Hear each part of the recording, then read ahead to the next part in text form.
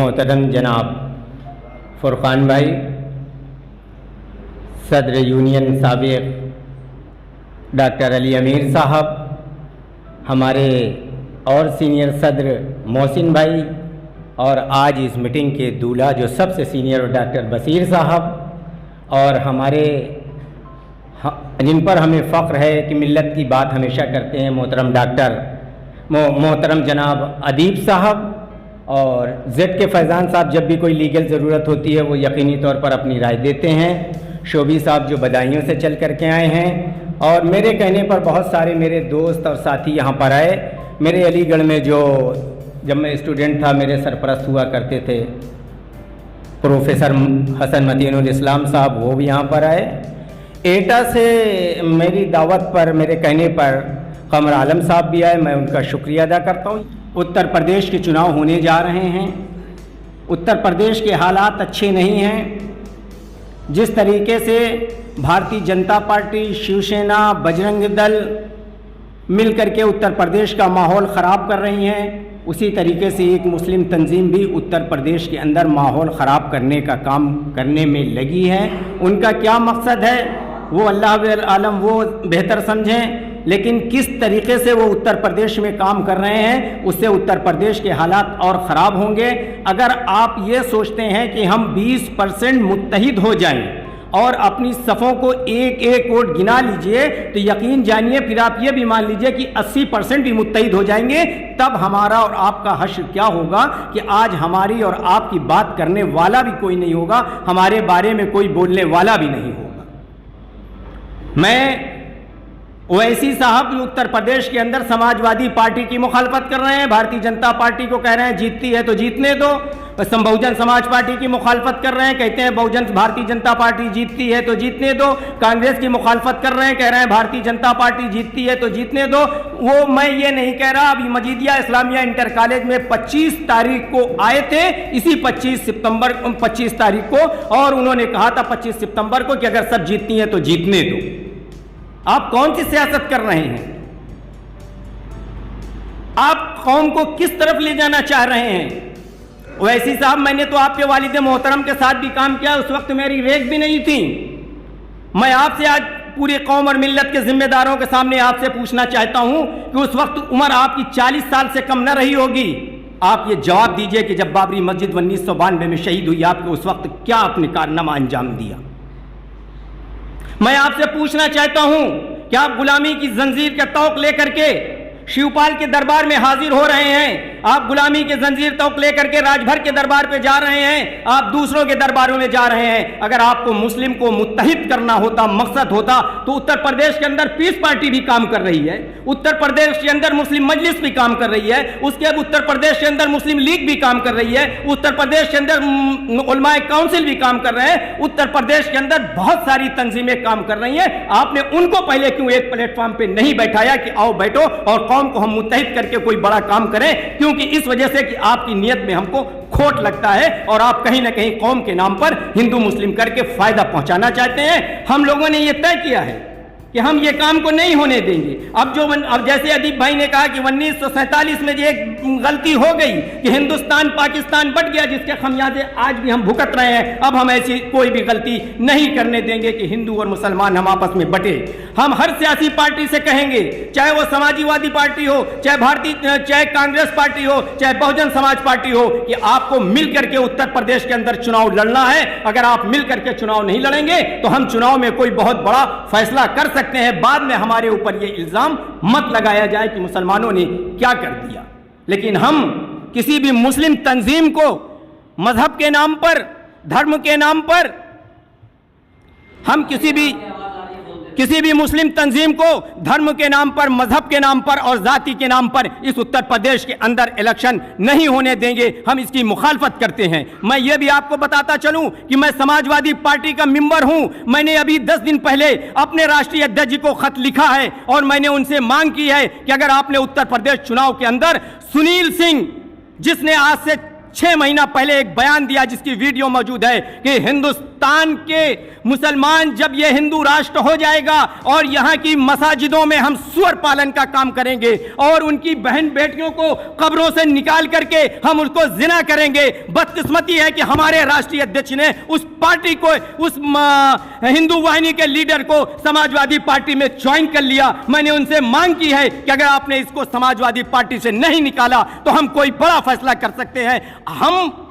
आप मुसलमानों की बात इसलिए ना करें कि अगर हम मुसलमानों की बात करेंगे तो हिंदू हमसे नाराज हो जाएगा, और आप मुसलमानों का दिल खुशी करें, मुसलमानों का दिल दुखाएं, तो आपको कोई ख्याल ही नहीं कि मुसलमान नाराज हो जाएगा, क्योंकि आप ये मान के चल रहे हैं कि मुसलमान तो हमारा बंधुआ मजदूर है, जाएगा किधर। तुमको भारतीय जनता पार्टी का खौफ दिखा करके तुम्हारे वोट लेने का काम किया जाएगा।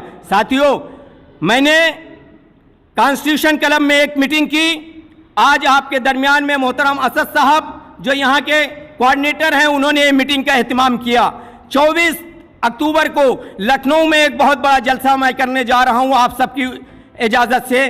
25 तारीख को कानपुर में उत्तर प्रदेश के 75 जिलों में जितने ज्यादा से ज्यादा चुनाव से पहले होगा हम लोग मीटिंग करेंगे। हम किसी भी पॉलिटिकल पार्टी के सामने कटोरा लेकर के नहीं जाएंगे। हम जब भी जाएंगे हाथ यूं करके देने जाएंगे कि हमारी ताकत देने की है, तुम्हारी ताकत देने की नहीं है। याद रखो, जिस दिन हम इस बात का फैसला कर लें कि हम टिकट मांगने नहीं जाएंगे, ये सियासी पार्टियां खुद चल करके हमको टिकट देने आएंगी, आपकी उस दिन वैल्यू बढ़ जाएगी, आप कुछ कर सकते हैं। हम उसके जिम्मेदार हैं। अलीगढ़ मुस्लिम यूनिवर्सिटी ने कभी भी स्टूडेंट्स लीडर जब भी वो यूनियन में रहे, कभी भी उन्होंने किसी भी पॉलिटिकल पार्टी का दामन नहीं थामा। लेकिन ये बदकिस्मती है कि 90 के बाद से उसमें मैं भी शामिल हूं कि जब भी मैं यूनियन के चेयर पर पहुंचा, मेरा एक ही मकसद रहा कि यूनियन के लीडरानों को पॉलिटिकल पार्टियां बुला लें और हमको कहीं किसी ओहदे पर बैठा दें। ये हमारी बदकिस्मती रही है कि हमने अलीगढ़ मुस्लिम यूनिवर्सिटी के प्रेसिडेंट, वाइस प्रेसिडेंट, सेक्रेटरी को इतना छोटा कट कर दिया कि जो एक जाहिल, जो एक जिनके अंदर कोई अक्ल नहीं, वो हजरात जो किसी पॉलिटिकल पार्टी के ओहदे पर बैठे हैं, उनके आगे हम जाकर के हाथ जोड़ के कहते हैं कि मोहतरम मुझे वोट दे दो, पूरी कौम आपके पीछे मैं खड़ा कर दूंगा। मोहतरम, जिस दिन तुम पूरी कौम को किसी के पीछे खड़ा करने की ताकत बना लोगे, अपनी कौम को किसी के पीछे खड़ा करने की हैसियत बना लोगे, वो पॉलिटिकल पार्टी के लीडर खुद चल करके तुम्हारे पास आएंगे। मुझे बशीर साहब की एक बात याद है कि जब 1965 में ये Jawaharlal Nehru prime minister of India से मिलने गए, तो प्राइम मिनिस्टर ऑफ इंडिया खाली मिले नहीं, अपनी ऑफिस से निकल करके डॉक्टर बशीर को छोड़ने के लिए प्राइम मिनिस्टर ऑफिस से प्राइम मिनिस्टर की सीढ़ियों तक नहीं आए, अलीगढ़ मुस्लिम यूनिवर्सिटी के सदर के हैसियत से छोड़ने के लिए सीढ़ियों तक आए। वो शख्सियत है, अभी भी आपके अंदर वो ताकत है, वो जुर्रत है। आप मुत्तहिद होइए। हम एक दूसरों पर सिर्फ और सिर्फ इल्जाम लगा करके हम कोई काम नहीं कर सकते हैं। आप जो भी फैसला करें, मुझे पूरी उम्मीद है कि हम तमाम पॉलिटिकल पार्टी में रहें। आप कांग्रेस में रहिए, आप बहुजन में रहिए, आप समाजवादी में रहिए, आप चंद्रशेखर साहब की पार्टी में रहिए, जिस पार्टी में भी रहना हो रहिए। लेकिन पहले ये आपसे, अभी मैं दिल्ली में था तो मुझसे इंटरव्यू में एक ने पूछा कि आप ये बताइए कि आपके समाजवादी पार्टी के नेता अखिलेश यादव तो मुसलमानों की बात नहीं करते हैं, मुसलमानों के बारे में सोचते नहीं है, मुसलमानों के बारे में कहते नहीं है, और आप उनकी पार्टी में। मैंने उनसे फौरन उसी वक्त यही कहा कि मैं पहले अपने कौम का नुमाइंदा हूं, बाद में किसी पार्टी का मेंबर हूं। जिस दिन मुझे यह एहसास होगा कि पॉलिटिकल पार्टी हमारी बात को सुनती नहीं, हमारी बात को देखती नहीं, हमारे नजरअंदाज करती है, मुझे छोड़ने में 1 मिनट से ज्यादा का वक्त नहीं लगेगा। साथियों, वक्त बहुत कम है, बोलने वाले बहुत ज़्यादा हैं। हमारे नौजवान जिस वक्त मुस्लिम तंजीम और मुस्लिम पार्टियों की बात कर रहे हैं, यकीनी तौर पर ये एक हमारा कदम भारतीय जनता पार्टी को फ़ायदा पहुंचाने वाला होगा। इसलिए हम चाहते हैं कि कोई ऐसा हम फैसला न करें, पॉलिटिकल पार्टियों पर हम दबाव बनाएं कि आप मुत्तहिद हो। हम चाहते हैं कि उत्तर प्रदेश के अंदर सेकुलर निज़ाम कायम हो, उत्तर प्रदेश के अंदर ऐसी सरकार बने जो सबकी बात सुने, लेकिन आप हमको नज़रअंदाज करके सेकुलरिज्म के नाम पर उत्तर प्रदेश के अंदर हुकूमत नहीं बना पाएंगे। ये हमारा अज़्म होगा और इसी अज़्म के साथ हम लोग उत्तर प्रदेश के चुनाव में 2022 में अलीगढ़ मुस्लिम यूनिवर्सिटी स्टूडेंट्स लीडर और अलीगढ़ मुस्लिम यूनिवर्सिटी साबिक तलबा की ताकत को दिखला करके तुमको साबित करा देंगे कि जिस दिन ये तुमसे नाराज हो जाएंगे तुम कहीं के नहीं रह पाओगे। साथियों और दोस्तों, जरूरत है हम किसी की भी बात को कंडेम न करें। जिसने जो कहा वो कहा। अगर उमर फारूक के दौर पे हम जाएंगे तो अगर उमर फारूक इस्लाम लाने से पहले क्या कहा, जब कलमा पढ़ लिया तो उसके बाद तो देखिए इस्लाम में 4 चांद लग गए। अगर आज किसान यूनियन हमारे साथ खड़ी है तो हमको उसको लब्बैक करना चाहिए और उनके उस एजिटेशन में हमको उनका साथ देना चाहिए। पुरानी बातों से हम अपने दुश्मन और बढ़ाएंगे। ऑलरेडी हमारे पास दुश्मनों की सफ़ें बहुत ज़्यादा हैं। मुझे उम्मीद है कि मेरी अगर कोई बात आपको बुरी लगी हो, कोई हजरात अपने यहाँ प्रोग्राम कराना चाहते हो, 25 तारीख को कानपुर में हमारा प्रोग्राम फाइनल है, 24 अक्टूबर को लखनऊ में है। मैं चाहता हूं कि आप लोग आइए, मुत्तहिद हो करके, खुदारा अपनी जाती मफादात को छोड़ करके मैं आपसे वादा करता हूं, अगर ये कौम के लोग मुझसे कह देंगे कि चीकू साहब आपको इलेक्शन नहीं लड़ना, एमएलए एमपी की पहचान सिर्फ उसको अपने क्षेत्र में होती है। आप मिल्लत के लीडर बन के देखिए, आपको पूरे हिंदुस्तान के मिल्लत के रहनुमा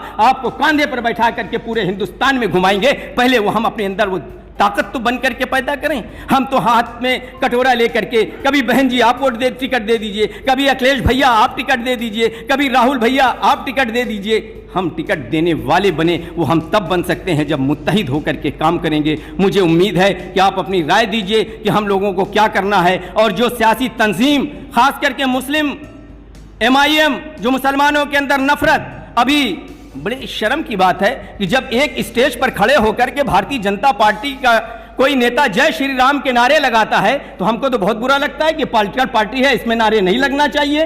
अभी 25 तारीख को आजमगढ़ से मोहतरम ओवैसी साहब इलाहाबाद के लिए आते हैं। 1 बजे आजमगढ़ से निकलते हैं, 3 बजे इलाहाबाद पहुंचते हैं। रास्ते में सैकड़ों मसाजिदें पड़ी होंगी। अगर आप इतने मुत्तकी और परहेजगार हैं तो किसी भी मस्जिद में रुक करके आप नमाज ज़ोहर अदा कर सकते थे। आप दिखावा अल्लाह को भी धोखा दे रहे हैं कि आपने मस्जिदों में नमाज न पढ़ करके स्टेज पे गए और वहां पे एक जानमाज मंगवाई और बिछा करके आपने नमाज पढ़ी। मैं इसके लिए माजरत चाहता हूं कि आप मुत्तहिद हो करके काम करिए और कौम को मुत्तहिद हो करके ही आगे हम ले जा सकते हैं। हम नफरत की राजनीति से इस कौम को फायदा नहीं पहुंचा सकते हैं। इन्हीं तमाम बातों, क्योंकि सदर साहब की घंटी बज चुकी है, इसलिए मैं अपनी बात कहीं पे खत्म करता हूं सिर्फ एक शेर के साथ। मौत ने चुपके से आके कान में यूं कुछ कहा, जिंदगी खामोश होकर रह गई। शुक्रिया।